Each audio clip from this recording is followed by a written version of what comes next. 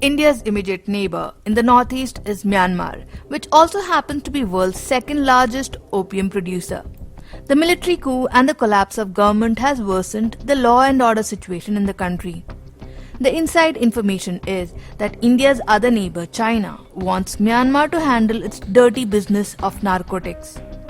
This is a heavy burden to deal with for Indian Defence Forces. We'll tell you how. Hello everyone, welcome to Red News.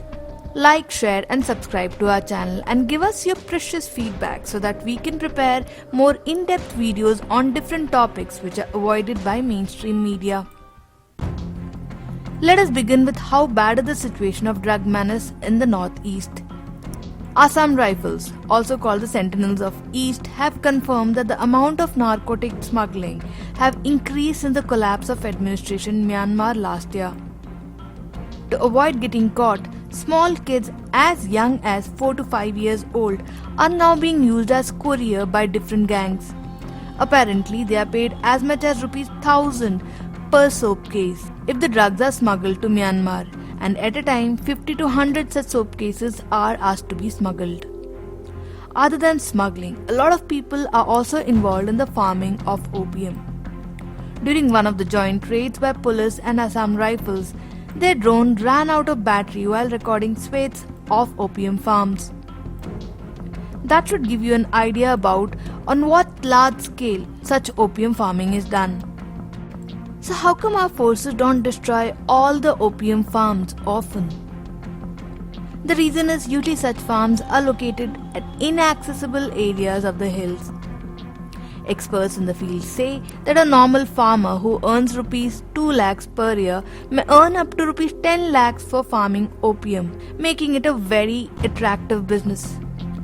In December 2021, Assam Rifles had seized drugs worth ₹500 crores from a single house in Manipur, which is owned by a lady who lives in Myanmar and is married to a Chinese national. And this is not all. Drug smuggling statistics in Northeast is shocking. It's believed that Assam Rifles' incessant crackdown on drug smuggling led to the inimical elements carrying out an ambush on Colonel Viplav Tripaঠি's convoy. Drugs produced in Golden Triangle, which includes Myanmar, Laos and Thailand, makes its way into India via Moreh in Manipur. In fact, Moreh in Manipur, Champhai, Mizoram, Dimapur in Nagaland and Guwahati in Assam have become the main centers of drug smugglers in Northeast. Once the narcotics are smuggled to Dimapur, the drug syndicate has the option to opt for rail route or road to supply to rest of the states in India. Northeast gets most of its smuggled drugs through Shan state in Myanmar. Believe it or not, profit from drug smuggling is so high in Shan state that narcotic smuggling overshadows the other business activity, mostly because this place is conflict-ridden and there's absolute lawlessness. Now the next part gets even more interesting. Shan state shares its border with China's Yunnan state, from where precursor chemicals are brought. Precursor chemicals are the chemicals used for drug production and are readily available in China through legitimate pharmaceuticals and chemical markets, and also from illicit precursor producing factories. According to Australian Federal Police, most major drug trafficking activities in Southeast Asia and in Pacific is linked to Chinese criminals.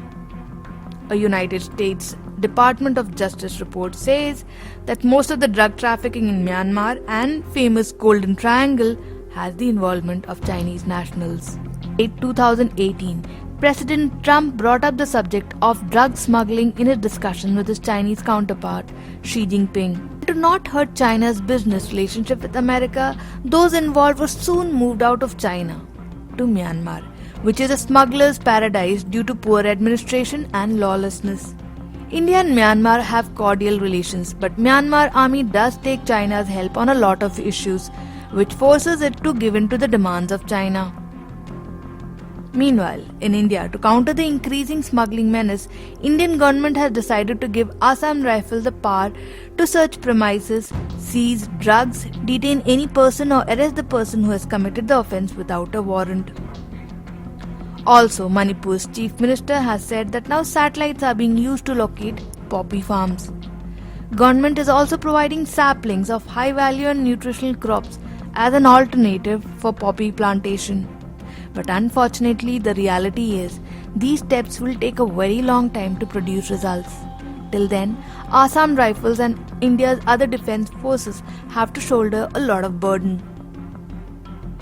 Give us your feedback on today's video and suggest us more topics to make videos on.